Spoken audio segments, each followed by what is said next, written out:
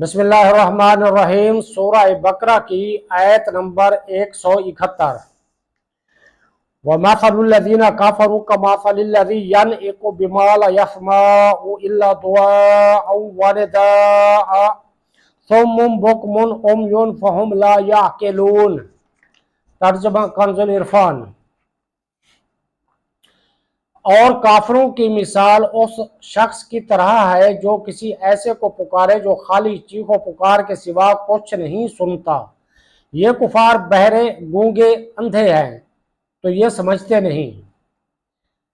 وَمَثَلُ الَّذِينَ كَفَرُوا، اور کافروں کی مثال۔ حضور پر نور صلی اللہ تعالیٰ علیہ وآلہ وسلم کافروں کو مسلسل دین حق کی تبلیغ دیتے رہے۔ کافر سنتے تو تھے لیکن اس سے کچھ نفع حاصل نہ کرتے، یعنی ایمان نہ لاتے۔ ان کے اس سننے کی مثال بیان کی گئی ہے کہ جس طرح جانوروں کا ایک ریوڑ ہو اور ان کا مالک انہیں آواز دے تو وہ محض ایک آواز تو سنتے ہیں لیکن مالک کا کلام کا مفہوم نہیں سمجھتے۔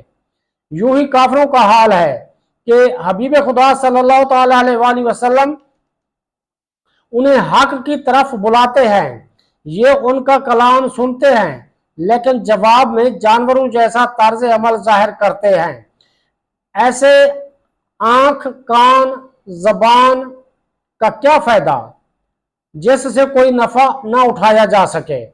اس اعتبار سے تو یہ بہرے، گونگے اور اندھے ہیں۔